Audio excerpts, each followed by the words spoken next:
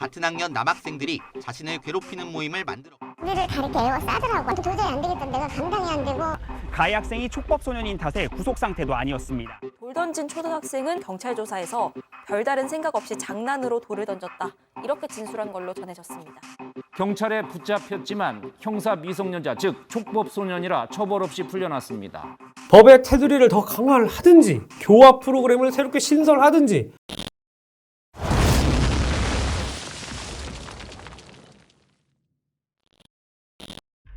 안녕하세요. 좋든 싫든 나는 깐다 존나까입니다. 요즘 지속적으로 발생하고 있는 소년 범죄들 뉴스를 보면 일주일에 거의 한 번 이상꼴로 소년 범죄 관련한 내용이 계속 보도가 되고 있는데요. 학교 폭력을 포함한 소년 범죄는 끝없이 증가하는 추세. 심지어 살인, 강도, 절도, 성폭력, 폭력 등 5대 범죄로 검거되는 청소년들이 지속적으로 늘어나고 있다고 합니다.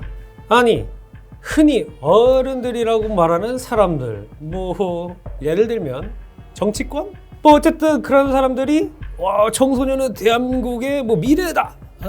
이런 식으로 씨부리고 있는데 실상은 그냥 방치하는 것 같아요. 실제로 국회 의안 정보 시스템에 따르면 21대 국회에 들어서 소년 범죄 처벌 강화와 관련된 발의된 법안은 총 19건이라고 합니다. 근데 이게 계류 중이래요. 논의는 하면서 시간을 끌고 있는 거죠. 왜? 이 내용이 정치적 리스크가 있으니까, 여러 가지 논의될 이유들이 있으니까 논의만 하는 거예요. 문제가 참 심각합니다. 어쨌든 이렇게 소년 범죄 문제가 심각해지고 있는데 법의 테두리를 더 강화하든지 아니면 교화 프로그램을 새롭게 신설하든지 뭔가가 좀 있어야 하는데 없어요. 진짜 우리 모두가 관심을 가져야 하는 이야기인데 보통은 뉴스에서 잠깐 얘기하고 그냥 해당 이슈가 잠잠해지는 경우가 많은 것 같습니다. 그래서 오늘은 이 선 넘고 도 넘는 소년 범죄와 왜 아이들이 범죄를 저지른 이 새끼들한테 제가 아이들이라고 말하고 싶진 않지만 어쨌든 이 아이들이 이렇게 형사처벌도 두려워하지 않고 대담하게 법을 기만하는지 왜 그런지 한번 시원하게 가보겠습니다. 존나가. 가해 학생 대부분은 촉법 소년이어서 촉법 소년이라 처벌 없이 풀려났습니다. 아니 누가 봐도 열받는 이야기밖에 없습니다. 집단 폭력을 행사하고 삥을 뜯고 절도를 하고 성폭력을 하고 사람을 죽게 하고 심지어 더 빡치는 건 제대로 반성도 안 해요. 반성문을 썼다 하면 무슨 논술학원 가가지고 돈 주고 누가 대신 써준 것처럼 한다고. 그리고 범법소년이라서 혹은 촉법소년이기 때문에 자신이 엄벌을 피할 수 있다는 걸 알면서 자신이 법의 보호를 받는다는 것을 인지하고서 범죄를 저지르는 것들이 늘어나고 있습니다. 이렇다 보니 촉법소년 연령 낮추고 처벌 수준을 높여야 한다는 목소리가 이렇게 높게 나오는데 도대체 왜 우리나라는 이런 것들도 소년이라고 봐주고 이렇게까지 관대하게 대하는 걸까요? 이 꼬라지가 된 가장 큰 이유는 소년법, 아니 정확하게 말하면 이 문제를 알면서도 방치하고 있는 그 누군가들이겠죠. 하지만 어찌되었든 소년법 그 자체로만 지금 얘기를 하면 현행법상 만 14세 이상만 형사처벌을 받을 수 있는데 최근에 법무부에서 만 13세 1살 정도를 낮추려고 시도는 했습니다. 비단 최근뿐만 아니라 지속적으로 여론은 현행법보다 강한 수준의 법 기준이 필요하다고 얘기를 했죠. 자, 근데 여러분 이거 아시나요? 소년법이 언제 제정되었는지 무려 약 70년 전인 1953년에 법제화가 되었습니다. 법이라는 것이 기본적으로 사회 현상을 담아야 하는데도 불구하고 세상이 변해도 너무 변했는데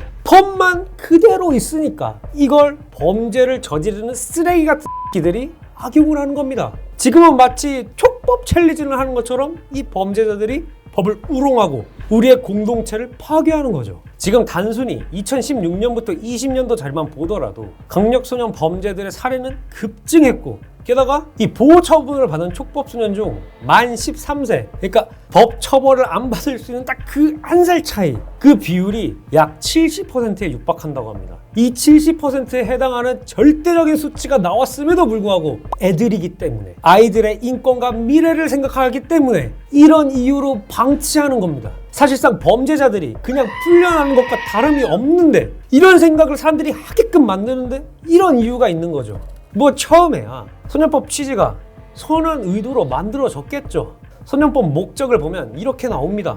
반사회성이 있는 소년의 환경 조정과 품행 교정을 위한 보호 처분 등에 필요한 조치를 하고 형사 처분에 관한 특별 조치를 함으로써 소년이 건전하게 성장하도록 돕는 것을 목적으로 한다. 이 법의 소년법의 목적인데요. 제가 강조하고 싶은 건 이겁니다. 도대체 지금 어디를 봐서 이 법이 한국의 미래라고 하는 소년이 건전하게 성장할 수 있도록 돕는 것인지도 모르겠고 반사회성이 있는 소년의 환경과 품행이 제대로 교정이 되는지도 모르겠습니다. 세상이 발전하면서 이미 청소년들은 수많은 정보를 습득할 수 있는 것뿐만 아니라 이미 옳고 그름을 판단할 수 있는 나이임에도 최근 소년 범죄들은 반성도 없는 사이코패스 같은 면모를 보이고 있습니다. 오히려 다시 범죄를 일으키고 피해자들을 조롱하고 고통 주잖아요. 진짜 아이들을 보호하기 위한 법이었던 것이 지금은 피해자들을 공격하는 무기가 되어버린 이 아이러니한 상황, 왜 방치하냐는 겁니다. 제가 아까 말씀드렸죠. 보호 처분 받는 촉법소년 중 만 13세, 그러니까 한 살이 안 돼서 보호 처분을 받는 놈들이 약 70%라고. 법에서 1년만 나이를 낮춰도 70%는 제대로 처벌을 받을 수 있고 범죄 억제 효과도 충분히 있을 수 있습니다. 실제로 이런 이유로 해외에서는 이미 우리나라보다 연령을 낮추거나 어린아이가 고의와 악의로 범행을 했다는 점이 입증이 되면 형사처벌이 가능하도록 한 국가들이 꽤 있는데요. 독일, 일본, 오스트리아, 중국을 제외하고는 사실상 촉법의 기준이 낮다는 거죠. 그리고 저는 여기서 한 발 더 나아가서 단순히 나이를 낮추는 게 아니라 아예 형사처벌 나이 제한도 없애야 한다고 생각합니다. 왜 그러냐? 12세는 되고 13세는 안 되는 그런 기준 자체가 모호하다고 생각하기 때문입니다. 나이로 나는 과학적인 근거 자체도 없죠. 한 살 차이로 얘는 범죄를 저지르면 교화가 될 것이고 한 살이 많다는 이유로 얘는 교화가 안 될 것이다? 말이 안 되는 겁니다. 그래서 저는 그저 사건과 사안에 따라서 보호 처분이 필요하냐 아니면 형사 처벌이 필요하냐 이런 거를 고려해서 결정해야 한다고 봅니다. 애초부터 나이를 기준으로 형사처벌 자체를 배제를 하니까 이걸 악용하는 사례도 증가를 하는 거죠. 그래서 진짜 교화가 가능하다고 보이면 소년 보호 처분을 하고 그것을 지속적으로 관리할 수 있는 시스템을 더 개선해야 되는 겁니다. 그리고 해당 시스템을 위한 예산도 더 측정을 해야 되는 거고요. 그리고 저는 최소한 이 모든 문제를 무조건 피해자 중심에서 판단해야 된다고 생각합니다.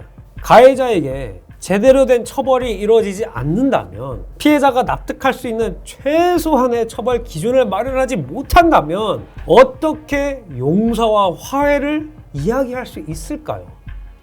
저는 우리 어른들이 얼른 이 사안에 대해 더욱 관심을 가지고 적극적으로 대한민국의 미래인 소년들이 제대로 보호받을 수 있도록 해야 한다고 생각하면서 이번 주제를 마치도록 하겠습니다. 존나까였습니다.